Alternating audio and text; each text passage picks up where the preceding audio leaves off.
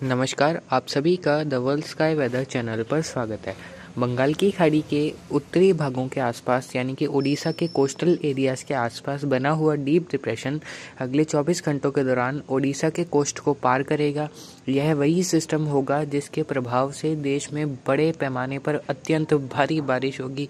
इस सिस्टम की वजह से देश के कई राज्यों में बाढ़ आने की स्थिति पैदा होने की पूरी संभावनाएं हैं,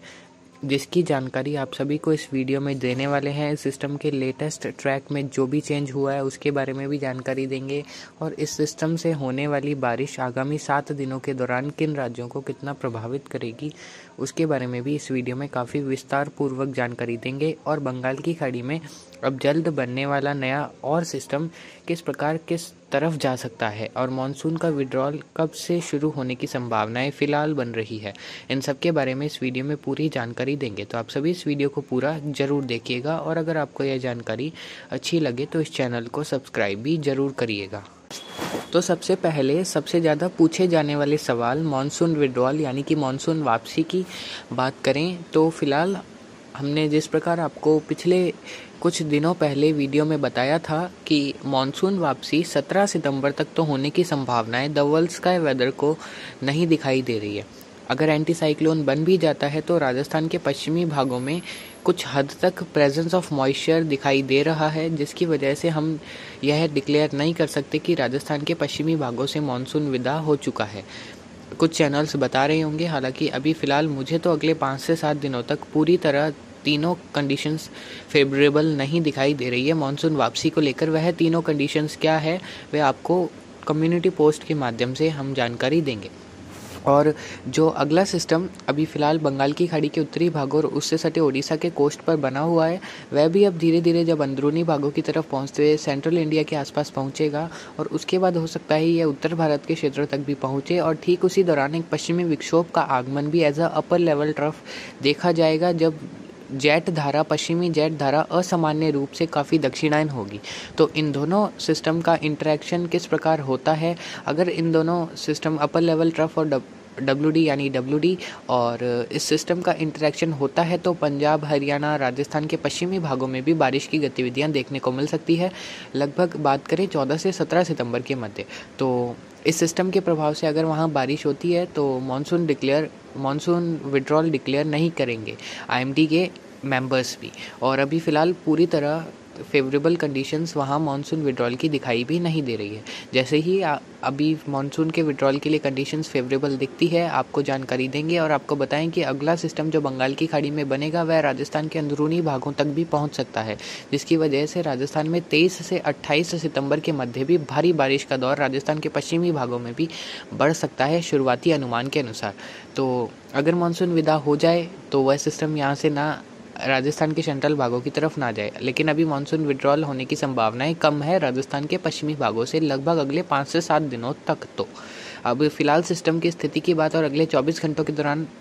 बारिश की बात की जाए तो अगले 24 घंटों के दौरान राजस्थान के पूर्वी भागों में जयपुर, भरतपुर, कोटा संभाग के कई इलाकों में मूसलाधार बारिश होगी। कुछ स्थानों पर भारी से अति भारी बारिश अगले 24 से 48 घंटों के दौरान भी देखने को मिल सकती है। ठीक इसी दौरान हरियाणा के जो सेंट्रल और साउदर्न पोर्शन रहेंगे, झज्जर से लगाकर भिवानी और आसपास के क्षेत्र, दिल्ली, पश्चिमी उत्तर प्रदेश, पूर्वी उत्तर प्रदेश, बिहार, झारखंड, मध्य प्रदेश के कई इलाकों में बिखरे तौर पर हल्की से मध्यम बारिश होगी और झारखंड के कई इलाकों में हल्की मध्यम तो कुछ इलाकों में भारी बारिश अगले 24 घंटों के दौरान शुरू होने की संभावनाएं इस सिस्टम के प्रभाव से रहेगी।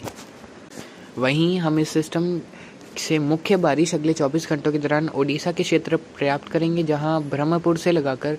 भुवनेश्वर, कटक, पुरी, पारादीप और झारसुगुड़ा से लगाकर आसपास के कई इलाकों में अत्यंत भारी बारिश या फिर कहीं ज़्यादातर स्थानों पर अति भारी बारिश अगले 24 घंटों के दौरान होने की संभावनाएं हैं। कई इलाके इस दौरान जलमग्न भी ओडिशा के अगले 24 घंटों के दौरान हो सकते हैं। और जब यह सिस्टम 11 सितंबर को झारखंड के दक्षिणी भागों और उत्तरी छत्तीसगढ़ के आसपास के क्षेत्रों पर एज अ डिप्रेशन और डीप डिप्रेशन पहुंचेगा तो ठीक उसी दौरान ओडिशा के उत्तरी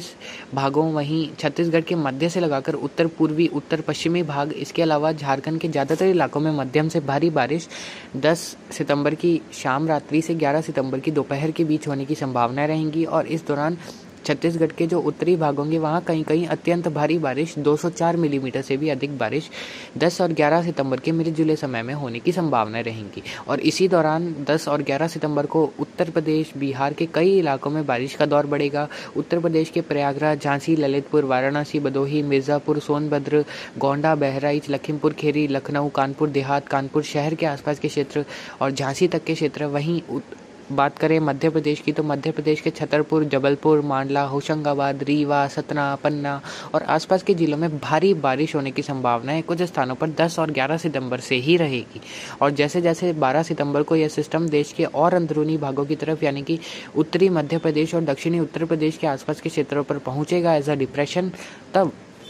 उत्तर पूर्वी मध्य प्रदेश और दक्षिणी उत्तर प्रदेश में भीषण बारिश की गतिविधि 12 से 14 सितंबर के मध्य होगी। जो मध्य उत्तर प्रदेश के सेंट्रल पोर्शन से लगाकर संपूर्ण ईस्टर्न पार्ट्स के डिस्ट्रिक्ट्स हैं, वहीं मध्य प्रदेश के ज़्यादातर पूर्वी जिलों में भारी से बहुत भारी बारिश 12 सितंबर से 14 सितंबर के मध्य होने की संभावनाएं हैं। इस दौरान मध्य प्रदेश के छतरपुर, रीवा, पन्ना, जबलपुर, वहीं उत्तर प्रदेश के प्रयागराज, कानपुर, लखनऊ, वाराणसी, भदोही, मिर्ज़ापुर में अतिवृष्टि भी हो सकती है कुछ स्थानों पर, यानी कि 500 से 600 मिलीमीटर बारिश भी इन 3 दिनों के दौरान 12 से 14 सितंबर के मध्य इन जिलों में होने की संभावनाएं हैं। ज़्यादातर इलाकों में इन जिलों में 200 मिलीमीटर से 400 मिलीमीटर के बीच बारिश होने की संभावनाएं 12 से 14 सितंबर के मध्य रहेगी, यानी कि काफ़ी तबाही वाली बारिश इन क्षेत्रों में इस सिस्टम से होगी।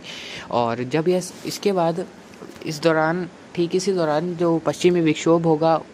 As a upper level trough और जो जेट धारा होगी वह काफ़ी असामान्य रूप से दक्षिणायन होगी, तो वह जेट धारा इस सिस्टम को आगे बढ़ने नहीं देगी लगभग 14 सितंबर तक,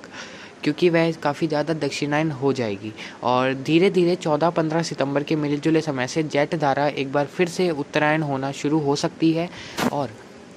जैसे ही जेट उत्तरायण होगी इस सिस्टम को आगे बढ़ने के लिए परिस्थितियां अनुकूल मिलेंगी और यह सिस्टम दक्षिणी उत्तर प्रदेश और उत्तरी मध्य प्रदेश, आगरा, इटावा, ग्वालियर, शिवपुरी, श्योपुर से मिले जुले क्षेत्रों से as a well marked low pressure area लगभग 15-16 सितंबर के मध्य पहुंच सकता है इन क्षेत्रों के आसपास, जिसकी वजह से आगरा, इटावा, मैनपुरी, बुलंदशहर, मेरठ, मुजफ्फरनगर, शामली, बागपत, झांसी, ललितपुर, ग्वालियर, शिवपुरी, श्योपुर, मुरैना और आसपास के इलाकों में भारी बारिश इस सिस्टम से 15 से 18 सितंबर के मध्य होने की संभावनाएं हैं। ग्वालियर यानी कि उत्तरी मध्य प्रदेश में 13 और 14 सितंबर को भी मूसलाधार बारिश की गतिविधियां होने की संभावनाएं इस सिस्टम से रहेगी। और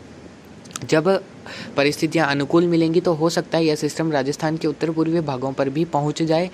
लगभग 15-16 सितंबर के मिले जुले समय में। और अगर ऐसा होता है तो राजस्थान के उत्तर पूर्वी इलाकों में भी भारी से बहुत भारी बारिश हो सकती है। हालांकि अगर यह सिस्टम उत्तरी मध्य प्रदेश में भी पहुंचता है तो भी राजस्थान के जयपुर, भरतपुर, कोटा, अजमेर संभाग में भारी बारिश की गतिविधियां इस सिस्टम के आउटर बैंड्स की वजह से देखने को मिलने वाली है। तो हम बात करें 15 से 17 सितंबर के मध्य राजस्थान के,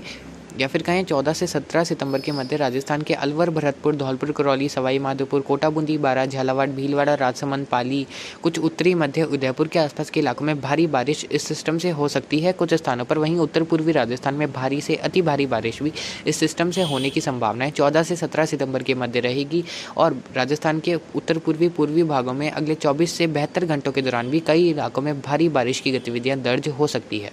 और हम हरियाणा और दिल्ली की बात करें तो अगर यह सिस्टम इसी प्रकार उत्तरी मध्य प्रदेश और दक्षिणी उत्तर प्रदेश पर आता है तो हरियाणा के नारनौल, महेंद्रगढ़, चरखी दादरी, भिवानी और रोहतक, पानीपत और दिल्ली तक के क्षेत्र में भी अच्छी बारिश इस सिस्टम से 14 से 17 सितंबर के मध्य होने की संभावनाएं बन सकती है। और अगले 24 से 48 घंटों के दौरान भी हरियाणा और दिल्ली के कई इलाकों में बारिश की गतिविधियां होने की संभावनाएं हैं। तो फिलहाल अभी की अपडेट के लिए इतना ही। आगे की जानकारी के लिए लगातार बने रहे हमारे चैनल के साथ। नमस्कार, जय हिंद, जय